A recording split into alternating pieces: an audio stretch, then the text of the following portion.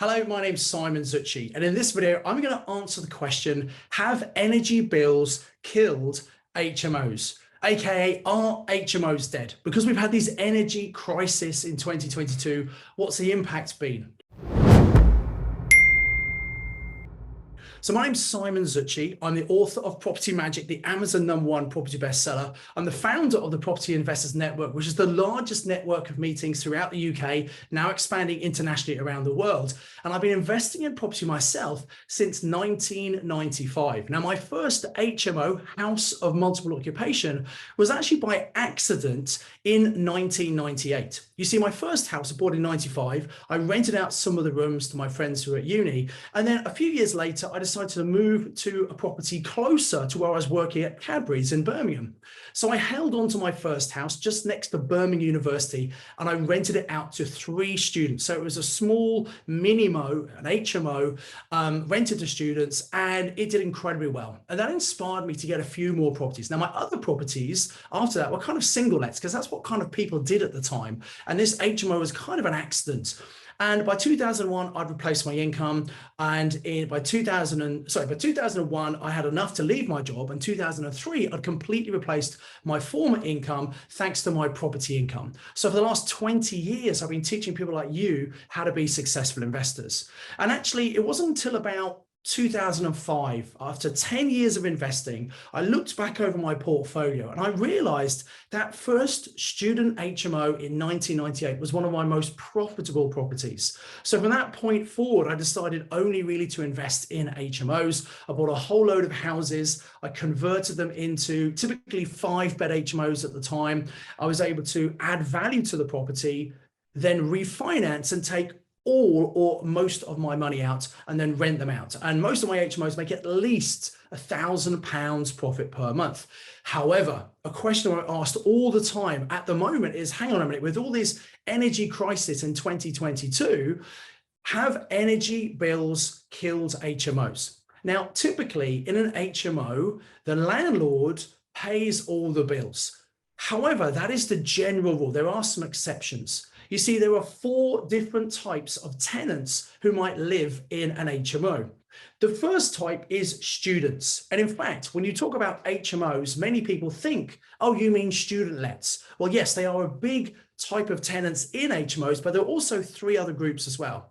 Now, interestingly, when in an HMO occupied by tenants, the tenants often come as a group of friends, which means that actually they often pay the bills themselves. So in my student HMO, I don't pay the bills, so energy costs have not affected me in that way. And also, students who are full-time students at university, they are exempt from council tax as well. So sometimes investors, they look at the rent they can get from students, they look at the rent they can get from other types of tenants, and other tenants are slightly more. And they think, oh, I'm going to go for other types of tenants, not recognizing that with students, you often don't have any bills to pay. So it's an important distinction there.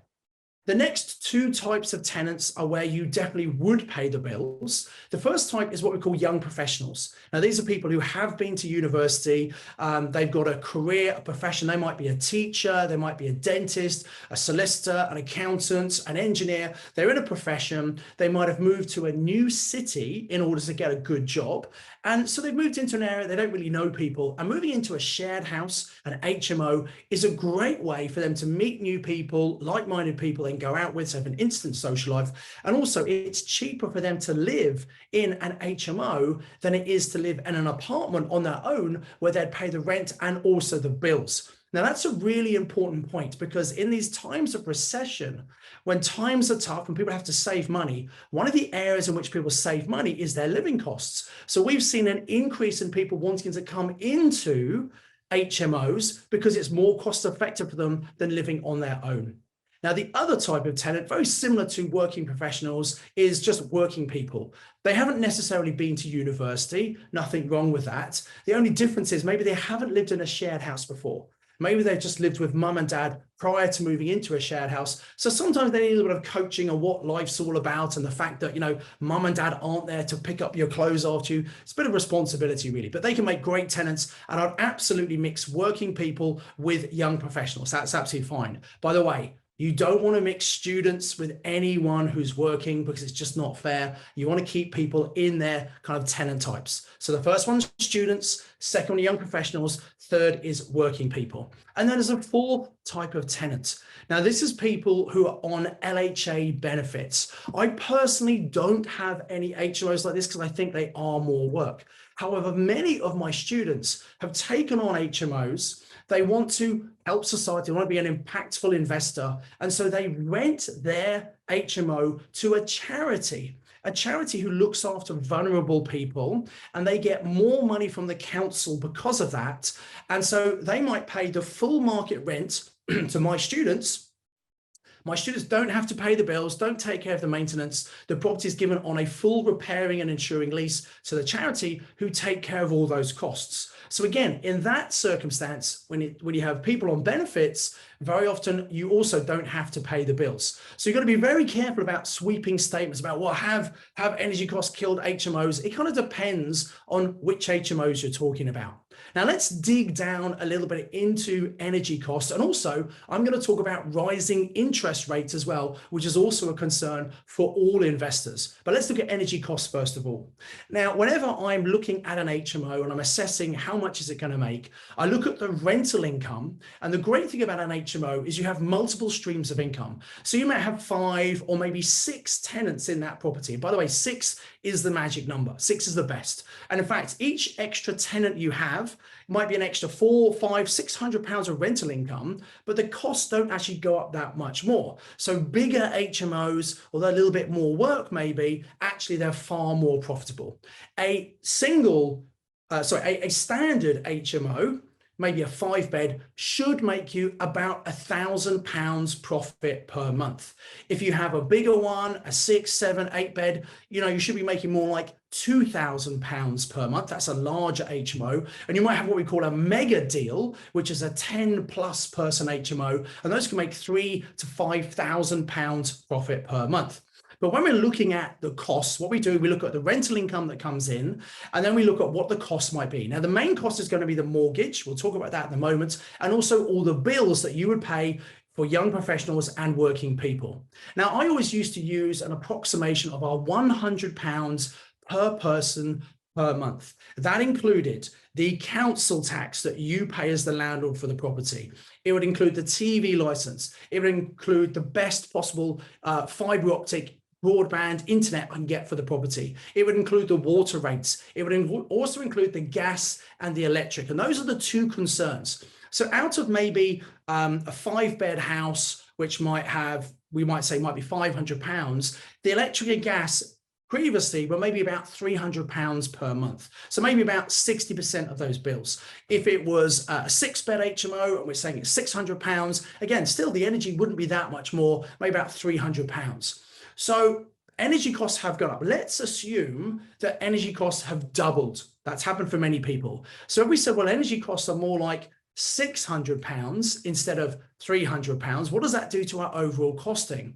Well, instead of being £100 per person per room per month, I think an estimate of about £150 is better, because remember, the energy cost might be 50, 60% of that £100. If we're doubling the energy cost up, it means maybe the new calculation we should use should be more like £150 per room. So a 6-bed HMO instead of £600 might be more like £900 per month in energy costs. Now, if you leave the rents the same, that extra £300 comes out of your cash flow. If you're making over £1,000 a month, well, you're still making really good cash flow from an HMO. However, the other thing you need to recognize is in the UK at the moment, at the time of filming this video, we have 10%, over 10% inflation. So costs of living are going up. And recently we've gone out to all my HMO tenants and said, guys, look, inflation's really high, cost of living's going up, and obviously, as you all know, energy costs have doubled.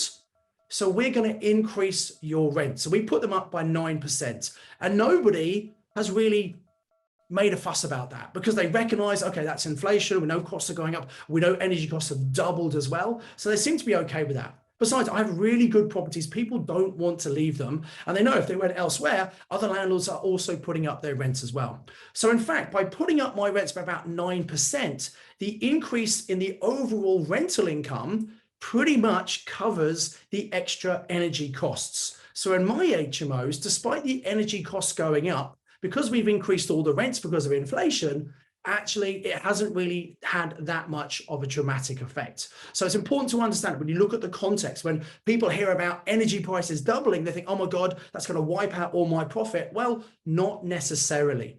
Now, the other thing we need to be aware of is interest rates. And we've seen the Bank of England steadily increase interest rates over the last 6 to 8 months. And in fact, if you have been watching this, if you listen to my Property Magic podcast, if you watch these YouTube videos, or if you've done any training with us, you'll know over the last 6 months, I've been saying to my students, look, guys, I think you should think about fixing your interest rates. I can't give financial advice. I'm just educating people with an eye on what's happening to rates. Rates are going up. So a lot of my students who've done that have fixed their rates, and they don't have a problem with rising interest rate costs because they fixed their rates when we told them to do that. Having said that, I've just got 2 HMOs I'm refinancing at the moment. It's taken absolutely months and months to do, and I'm less than 5% on those mortgage rates. So I'm very happy fixing for 5 years at those rates. Now, whenever I teach my students to stack up a property to see does it make money or not, for an HMO, we look at the bills we talked about, and we said we now use £150 per month per room. So a 6-bed would be £900. And then also for the interest, for many, many years, we've said, well, let's use an interest rate of 6%. Now, realistically, you could get mortgages for less than 6%, but we said, look, we've had record low interest rates for many, many years. We know interest rates are going up. So for as long as I can remember, I've been telling my students to use 6% to make sure they stack up. So when my students do their numbers, they're already factoring in their mortgage costing 6%. So therefore, as interest rates have gone up, if you've used the calculations I've given you, actually, you're still making really good money and it's not costing you that much more. Another really interesting point at the moment is I spoke to a mortgage broker. I've got 2 single lets that I'm remortgaging, one which I've been trying to do a long time, one which I was going to sell. I've decided not to. I'm going to hold on to it. And the mortgage broker has come back and said, right now, at time of filming, not only have mortgage companies put their interest rates up, they've also increased what we call the stress tests. Now, this is what they use to make sure that the mortgage is affordable, and if rates go up further, it will still be able to cover the cost of the mortgage. Because when you have a buy-to-let property, it's not so much about your income, it's about the income generated from that property that's going to pay the cost of the mortgage and the other costs. Now, typically, lenders have used about 5.5% as a stress test. So me telling my students to use 6% has covered that off. However, right now, some lenders are making sure that properties make money at a stress test of 8.99%. What that means is my mortgage broker said, look, he's got many people who are trying to buy single let properties and they just don't stack up. The mortgage companies will not lend them enough money. They might lend them money, but they say, we'll lend you a lot less because we want to make sure that in case rates go up, you are covered. Now, this is a problem right now. However, if you have an HMO, it's not a problem to get a mortgage because the HMOs give so much more cash flow. So in difficult times like now, in recession times, there's an increasing demand for HMO accommodation. The caveat to that is there are lots of very standard HMOs out there, very average, very boring. They've got magnolia walls, they've got not great furniture. When I'm talking about HMOs, I'm talking about very high-end HMOs. I'm talking about the co-living concept, where your tenant is not just buying a room in a house, they're coming into a community of like-minded people. Now, often you have tenants who are going to pay a lot more for that kind of community and a really fantastic house. And although some of the space is shared, they might have more space at a higher standard than if they were living on their own in an apartment where they'd also have to pay their bills. And having had a couple of years of COVID, many people who are living on their own felt very isolated and actually they want to live in a community. So the demand for good quality HMOs, and I emphasize again, there must be really good quality HMOs, not the average HMOs you see on the market. The demand for those is increasing. And with interest rate problems, HMOs are one of the only strategies that really works right now. So actually, my conclusion here is, have energy costs killed HMOs? Well, no, they've definitely affected the cash flow unless you put the rents up, which most landlords have or are doing. Are interest rates a problem? Not really, because we can still get mortgages with HMOs because they have such a high cash flow. So actually, HMOs are probably one of the very best strategies to be doing in the property market right now. Add to that the fact that there are many landlords who've been in property for a long time. They might be in 20 years. They're fed up with all the increased regulations, the increasing energy costs, the increasing mortgage costs. They're saying, you know what? I've had such great capital growth over the last 10, 12 years. Maybe I should sell up some of my properties and get out of the game. So we're seeing more landlords than ever before retiring early, which means if you're coming into the game, you can pick up ready-made, ready-set-up HMOs from retiring landlords. And if this interest rate crisis causes a bit of a correction and even a crash in the property market, then actually there might be landlords who've had really good growth over the last 10 or 12 years, prepared to sell their property at a bit of a discount so we can get in secure properties. Now, is there a risk that you buy a property now in the next 6 months and it's worth less in 6 or 12 months' time? Is there a risk that could happen? Yes, that could happen if the property market crashes. However, if you follow the golden rules that I teach in Property Magic, number one, we buy from motivated sellers. Well, we can find some motivated landlords right now. Number two, we need a good, strong demand. And I said there's really good demand for good quality HMOs. Number three, we must make cash flow, and HMOs are the best way to make really good cash flow. Number four, we're buying for the long term. So yes, we could see property prices drop a little bit over the next 6, 12, 24 months. Who knows how much that's going to be? I have no idea if there's going to be a property market crash in 2022, 2023, who knows? But if you're holding long term, I mean 5, 10 years, it doesn't really matter. Because over the long term, we see property prices come up. Why? Because in the UK, we live on an island with a limited supply of accommodation and an increasing population. There is an underlying demand for accommodation that means long-term property prices go up. But because property is a cyclical market, occasionally we get corrections and prices come down. If you're investing long-term, it's not really a problem. Oh, and just for completeness sake, golden rule number 5 is always have a cash buffer, a little bit of money put aside. So if there's a problem in the property, you get it fixed to make sure you can quickly rent it out to keep the cash flow coming in. So that's all I really wanted to say about HMOs and energy costs. Yes, it is a natural concern for people, but actually when you look at the figures and understand it, it's not that much of an increase as you might expect, because it's only a small proportion of those bills. Also, we can counteract it by increasing the rent because inflation's going up. That's a reasonable thing to do. And also interest rates are not a problem if you've used the 6% calculation, which I've shared in many of my YouTube videos, on my Property Magic podcast, and also in the trainings that we do as well. Now, talking about training, because HMOs are so important and they're particularly relevant, probably one of the best or even the only strategy you should be doing in the current market, I've just released a brand new series of 3 videos all about HMOs, a little mini training series. As a click and a link below, you can access those. And also I have a live training coming up where you can actually ask me any questions you've got about HMOs. So I encourage you to look down in the description below this. There's going to be a link to the 3-part mini series, which you can access completely free of charge. I think that will really answer lots of your questions and help you understand about HMO licensing and planning. And also there'll be a link to access the live training with me. Now, I encourage you, come and click on it. It's going to happen quite soon. If you leave it too long, you might miss out and lose the ability to ask questions. You can always post questions below this post, obviously. And if you like this video, please like it. Please subscribe to the YouTube channel to make sure you get notified when any new videos like this come out. It's important to keep up to date with what's happening in the market. And when everyone else is panicking, you want to speak to people who've been doing this a long time, have the experience, and know exactly what to do. You know, HMOs are not a new strategy. They are seen as an advanced strategy. Many people start with single lets and move on to HMOs. My view is, well, why would you do that? Why would you tie your money up in a property that's only going to make you a small amount of money? And with rising interest rates, single lets don't really work right now. You're coming straight into HMOs as long as you are educated and know what you are doing. They are more work than one single let property. However, You don't have to do the work because there's so much profit and cash flow. You can get other people to manage the properties for you. I talk more about this in this video series, so come and click on the link below, and also come and join this live webinar with me to get your HMO questions answered. So as ever, I encourage you to invest with knowledge, invest with skill. I've lined up another video for you that I think might be really useful. So see you very soon.